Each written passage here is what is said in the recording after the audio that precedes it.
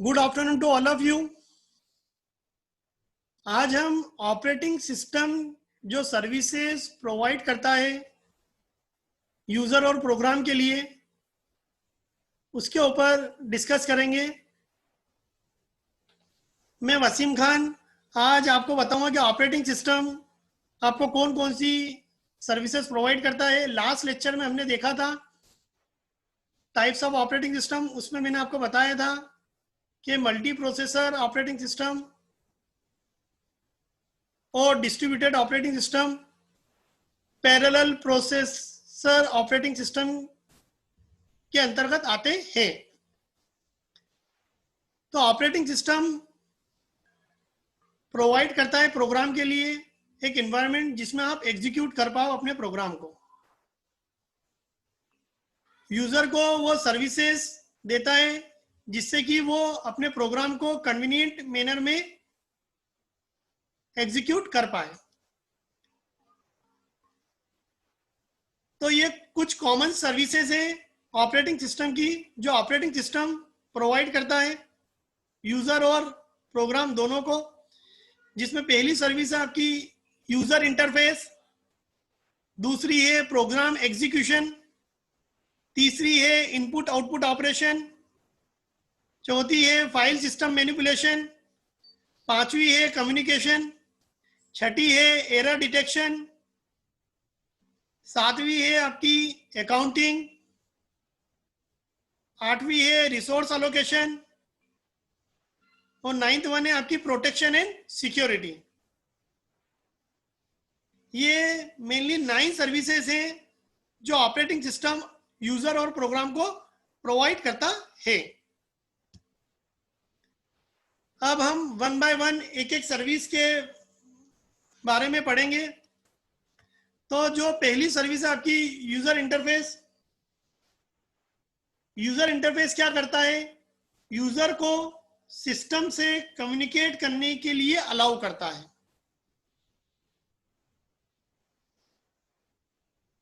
इनको हमने 3 कैटेगरी में क्लासिफाई किया है। Command line interface, batch based interface, and third one is your graphical user interface.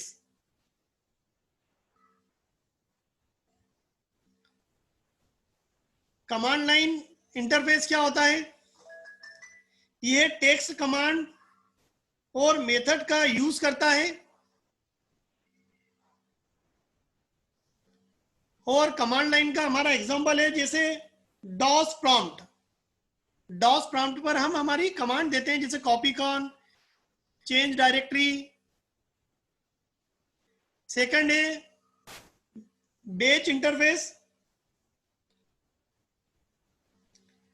Commands और डायरेक्टरी को एक फाइल में इंटर किए जाते हैं, उसके बाद फाइल को हम एग्जीक्यूट करते हैं।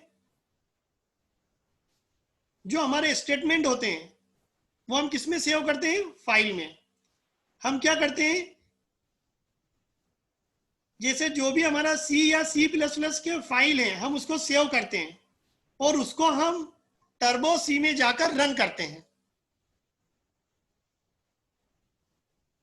तीसरा हमारा इंटरफेस है ग्राफिकल यूजर इंटरफेस, जो बहुत इंपॉर्टेंट है। ये एक विंडो सिस्टम है जिसमें एक पॉइंटिंग डिवाइस होती है, जैसे कर्सर जो इनपुट आउटपुट डिवाइस को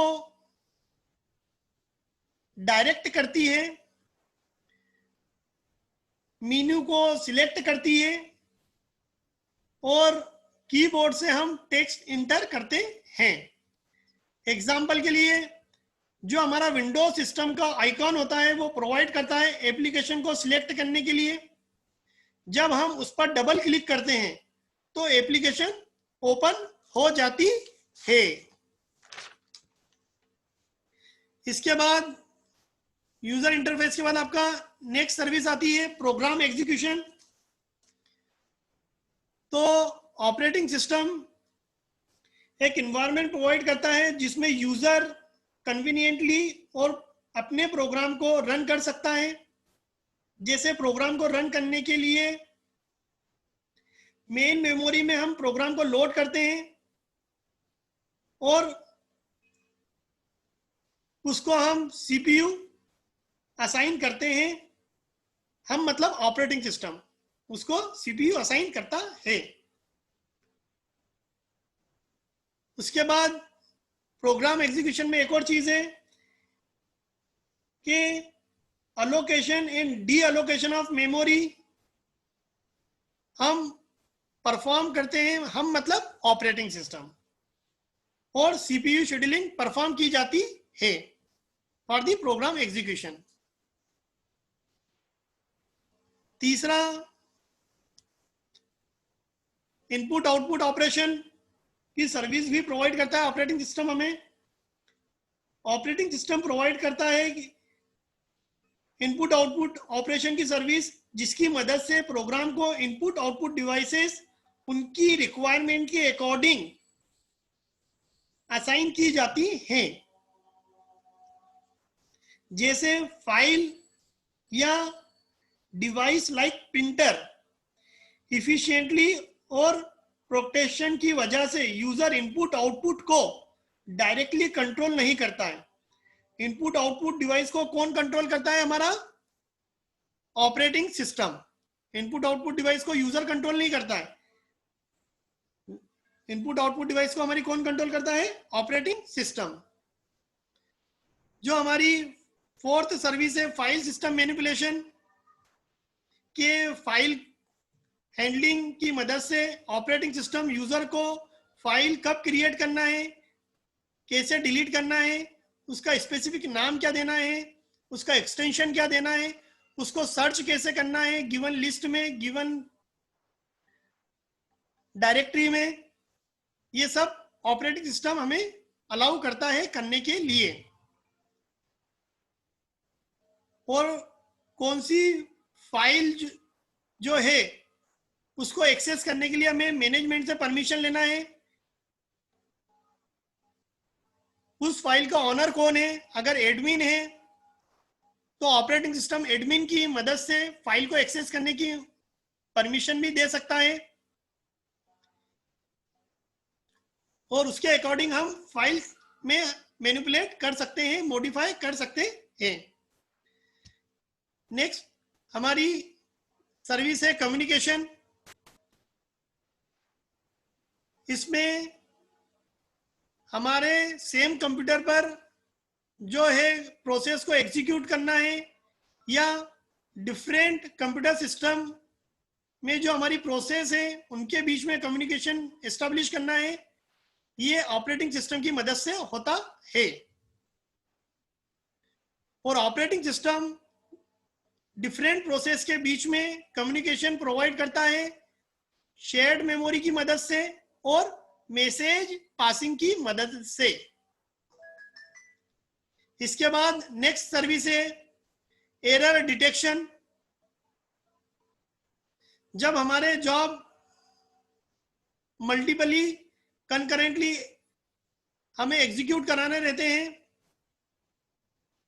तो हम सीपीयू साइकिल के through main memory storage, file storage और इनपुट आउटपुट डिवाइस,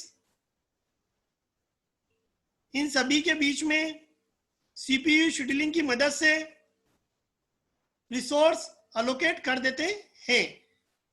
इससे क्या होगा कि हमारा सीपीयू बेस्ड यूटिलाइज होगा और एरर की पॉसिबिलिटी ऑलमोस्ट नहीं रहती है।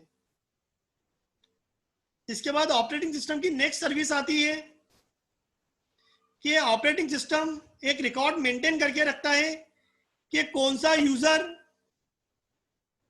कितना कंप्यूटर का रिसोर्स यूज करेगा, कैसे यूज करेगा, इसकी पूरी अकाउंटिंग ऑपरेटिंग सिस्टम मेंटेन करके रखता है। इसका पूरा रिकॉर्ड ऑपरेटिंग सिस्टम मेंटेन करके रखता है। नेक्स्ट हमारी सर्विस है रिसोर्स अलोकेशन, जो हमने प्रीवियस भी एग्जांपल में भी देखा था। आप देख सकते हैं एरर डिटेक्शन, जो एरर का हम पता करते हैं वो बेसिकली रिसोर्स अलोकेशन उसमें हमारी मदद करता है।